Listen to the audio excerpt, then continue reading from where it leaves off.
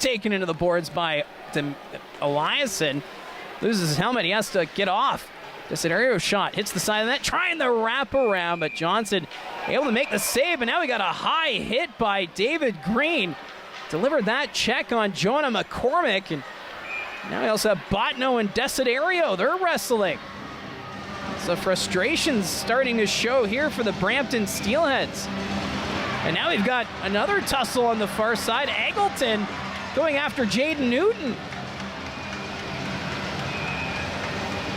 As those two will drop the gloves, linesmen will quickly get between them.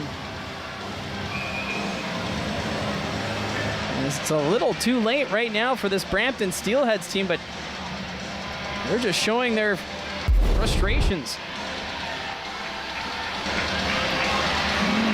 Caller, I mean, all of a sudden, there's McCormick, the stick up into the face that draws the call there by Green, and then after that, Botno, and Desiderio going to get wrapped, and then Eglinton having words with Newton. See Newton, kind of the linesman get a hold of him, and Newton, I don't know whether Eglinton said something, but it got Newton going. Yeah, that got Jaden Newton fired up as Eggleton was just standing there. Put to the corner there, and a little tap from the goal stick from Michael Newlove. Puck off the glass, got the live by Harper, shoveled to the net, and a save made by the Windsor goaltender.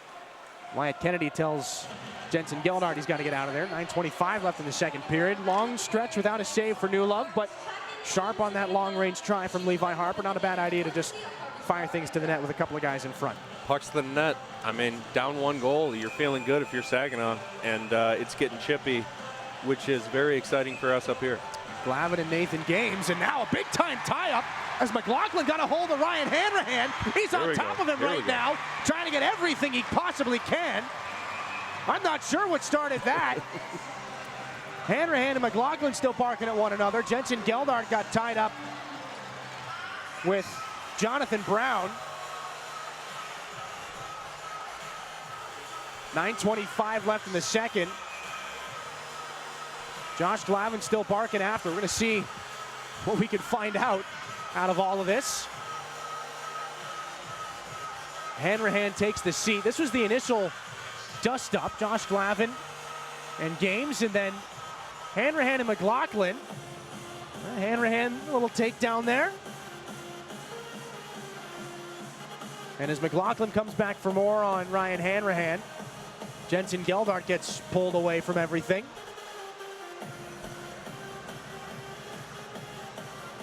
It'll be at the top edge of your screen here. You see the skates going back and forth.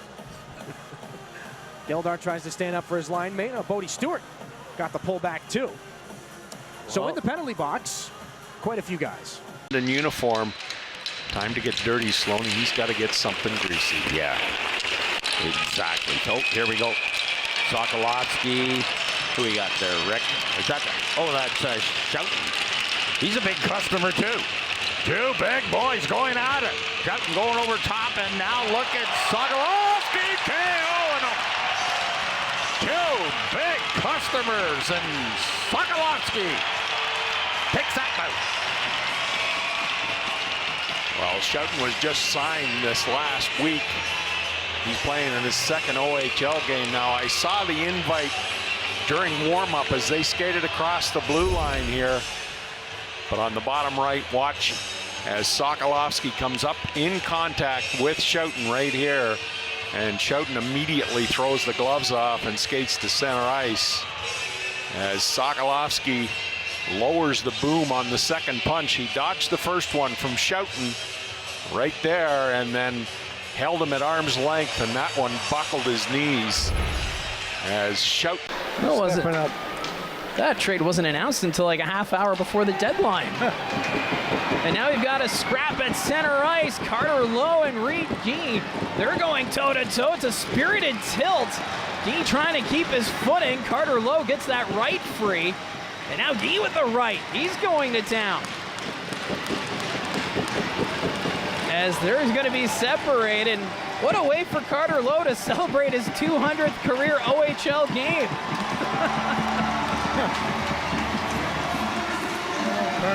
a smile there, and he had a bee in his bonnet. I mean, after that hit by Hicks, and you know, credit to Reed G. I mean, stepping up, here he is. He's ready. All right, I want to go, and this is a pretty good tilt. Low with some early shots. G comes back here, and I tell you, G's a pretty tough customer for his size here. Low, the size advantage, and he gets some right-handed shots here. But look at G. I'm not giving up here, and that was a pretty spirited tilt between those two. Well, Carter Lowe is like all smiles during that, as he's trying to rile up the crowd here at the sound. Do a few, but we have a scrap in behind the play. Hammond dropping the gloves here for the Petes. The newcomer for the Otters gets knocked down there by Rowan Tuck. Fans applauding either way. They don't mind the little scrap here in the second period. A couple big lads. And Hammond getting the crowd going. Well, I think the Peterborough fans are going to like him.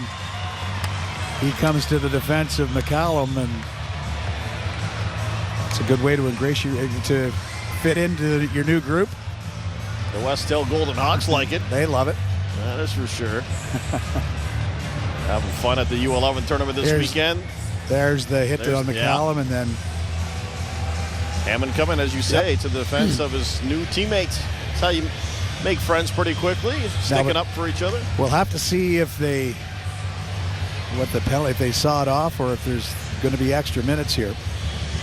Looks like it'll be sawed off. 5 aside. Stepan Shurigan lays it down for James Go. Cross ice pass knocked down by Geldart. Spirit can't get into the zone with possession. And a stoppage as that was offside, and Brody needs him. A little something for John McLaughlin, as we've got another pile up along the near sidewall. Klepov trying to pull back Sultan McKeish off of Najim. We talked with Chris Lazary about it during Coach's Corner prior to the Thursday night game. Najim back after a stint in the GOHL, and when guys come back, they're looking to do whatever they can to make sure that they stay up here in the OHL. Najim playing with a little salt there. A little pop for McLaughlin. 10:21 here in period 3.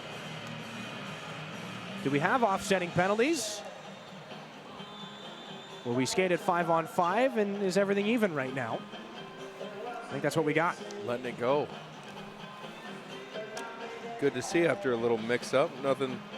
Strohack with a shot, goes off a stick way up in the air, up and out of play as Hammond, did they ever announce what Hammond got there? Was it 2, 5, and a 10? We could have a couple 2s here coming up and maybe a 5-2. Have to be careful with it. All wrestling matches at this point. Some of this could be sort of a result of these two teams just facing each other on Sunday. Quick turnaround. Well, my observation of this league, it's funny because the East Conference and the West Conference, as you know, only play each other twice, home and home.